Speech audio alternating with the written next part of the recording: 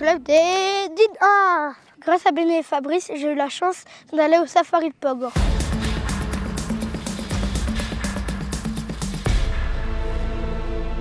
J'ai fait interviewer Fabienne dans une cabane perchée au-dessus des loups et des ours. Voici notre rencontre. Bonjour Fabienne, pouvez-vous vous présenter s'il vous plaît? Bienvenue au Safari de Pau. Donc, je m'appelle Fabienne Duster, je suis chargée de communication au Safari, qui est un des plus grands parcs animaliers de Rhône-Alpes. Est-ce que ça vous dérange si je vous dis tu? Pas du tout, avec plaisir. Combien d'animaux y a-t-il ici à Pogre? Il y a un peu plus de 1300 animaux sur 80 hectares. Combien de kilos de nourriture cela représente par jour? Alors ça, je demande Joker parce que c'est pas ma partie et je suis incapable de te répondre exactement combien. Il faudrait que je recherche, mais c'est énormément des fruits et légumes, du poisson, de la viande pour certains. Pour les carnivores, ils mangent de la viande. Il y a énormément de nourriture. As-tu déjà assisté à des naissances? Alors, assister, pas vraiment. J'ai vu beaucoup d'animaux naître ici. Après, en général, on est un parc assez naturaliste et en fait, on essaye de ne pas les déranger. Quand une maman va mettre bas, on essaye en fait de la laisser tranquille le plus possible et de pas l'embêter. Mais ça est arrivé devant les visiteurs qu'il y a un petit rhinocéros qui est né sur la plaine africaine, sur le circuit voiture. C'est l'Ewa. Alors, l'Ewa, elle est née dans l'enclos, mais son petit frère, parce qu'ils ont le même père, Basile, lui, est né devant les visiteurs, en fait, dehors, en fait, parce que la maman, elle n'avait pas envie de rentrer et du coup, eh ben, elle a mis bas devant les visiteurs. Et d'ailleurs, il s'appelle Basile parce que c'est un petit visiteur qui était là quand il est né, le petit rhinocéros, et il a dit au soigneur qui était à côté, eh ben, si c'est une fille, est-ce qu'on peut l'appeler Mia comme ma petite sœur? Et en fait, pas de chance, c'était un garçon, donc on lui a donné le nom du petit garçon qui s'appelait Basile. Voilà.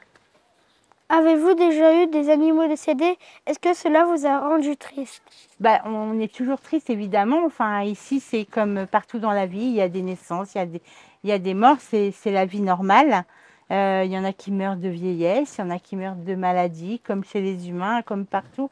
Et effectivement, ça nous rend toujours tristes parce qu'on les aime, ces animaux. Donnez-vous des noms à chaque animal? Alors non, parce qu'on essaye, enfin, c'est des animaux sauvages, donc c'est pas comme des animaux domestiques où on donne un nom, où on est.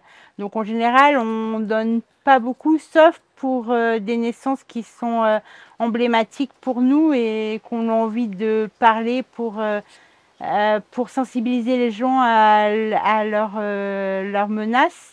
S'ils sont menacés d'extinction, comme les rhinocéros, les guépards, oui, on va leur donner des noms parce que c'est des choses qu'on a envie de communiquer et justement pour que ces naissances, elles soient un porte-flambeau pour les autres et pour les actions qu'on peut faire dans la nature pour essayer de les protéger.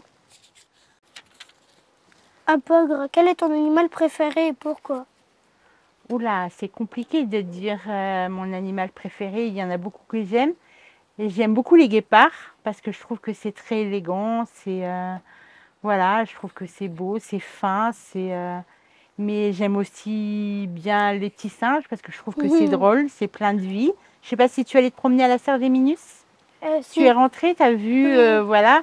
Et ben moi, c'est mon endroit préféré, en tout cas dans le parc, la Serre des Minus. J'ai l'impression, quand je vais là-bas, j'ai l'impression d'être en Amérique du Sud, d'être ailleurs.